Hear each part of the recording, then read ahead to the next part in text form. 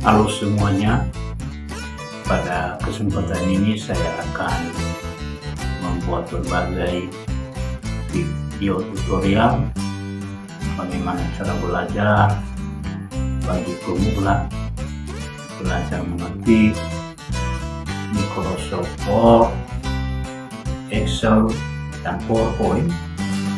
Maka ikutilah video saya berikut untuk bisa memberikan saran dan kritik menjadi bahan perbaikan ke depan. Hingga video tutorial berikut.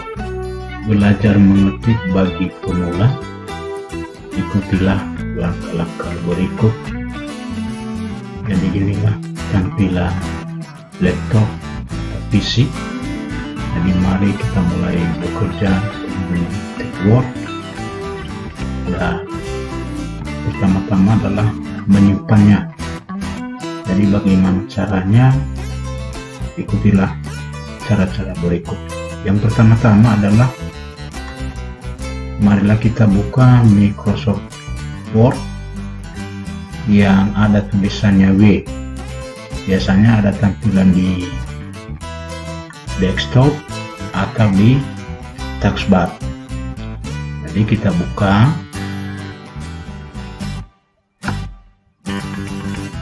Nah, setelah kita buka, tampilan dari Microsoft Word ini seperti ini. Jadi ini ada menu-menunya. Ini adalah tempat kita bekerja atau tempat kita mengetik. Nah, biasanya kertas ini ada dua jenis.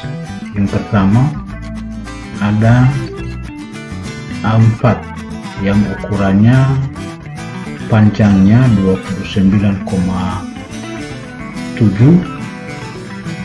dan ada ukuran F4 yang ukurannya panjangnya 33 cm.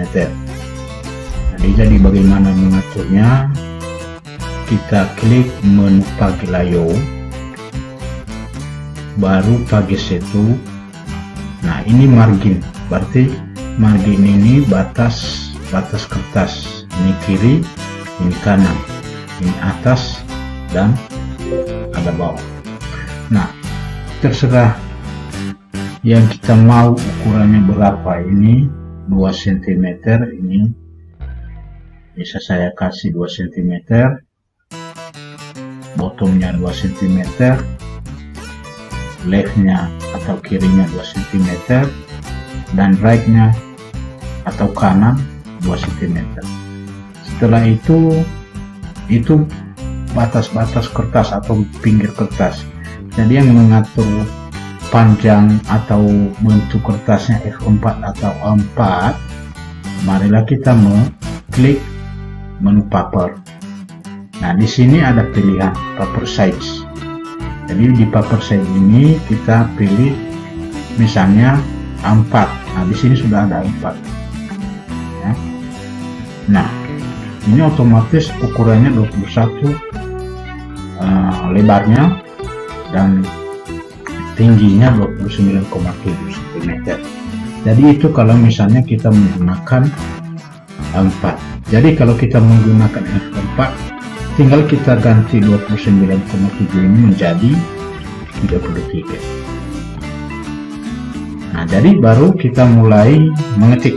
Misalnya saya yang bertanda tangan di bawah ini.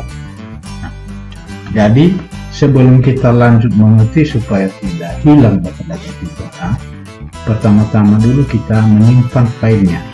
Nah, menyimpan filenya dengan cara klik di pojok kiri atas ini, file, baru kita menyimpan. Nah, ini ada namanya save.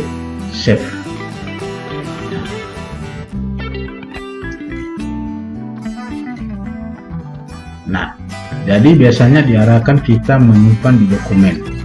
Jadi kalau saya sarankan jangan menyimpan di dokumen, karena dokumen itu terdapat di partisi C, di mana partisi C ini tempat penginstalan aplikasi.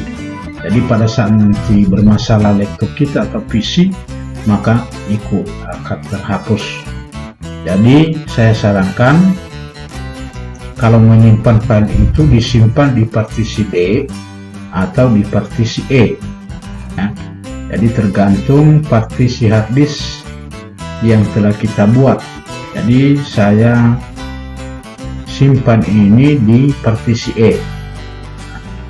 Baru setelah kita klik, ya, kita klik partisi E, kita memberikan nama filenya, misalnya namanya surat, ya, surat pribadi. Nah, jadi setelah kita mengetik nama filenya, tadi kita sudah mengetahui bahwa tempat penyimpanannya di partisi E. Nah, tinggal kita save. Nah, jadi untuk membuktikan apakah sudah tersimpan atau belum, kita close file war ini. Kita close. Nah, ini tampil kembali pada layar monitornya. Nah, setelah bagaimana kita mengetahui di mana kita menyimpan filenya, kita buka file explorer. Nah, ini di bawah ada di taskbarnya, kita klik. Nah, jadi di sini ada tampilan pertama, jadi kita klik this PC. This PC. Nah, ini partisinya tadi. Ini di partisi laptop saya ini ada 3, ada partisi C, partisi D, dan partisi E. Jadi tadi kita menyimpannya di partisi E. Nah, ini kita klik 2 kali, ya, klik 2 kali. Nah, ini dia surat pribadi.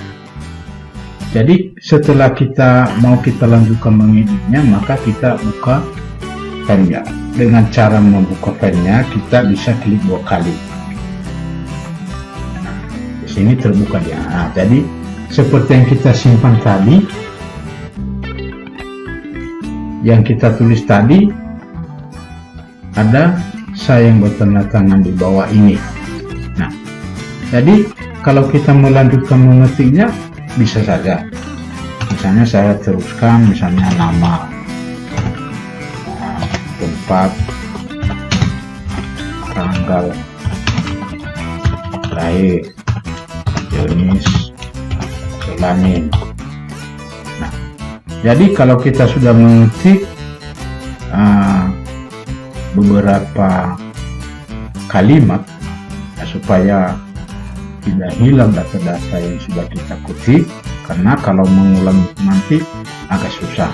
Nah, kita bisa mengklik yang ada di keyboard, namanya Ctrl S, ya. Jadi Ctrl S itu adalah menyimpan juga.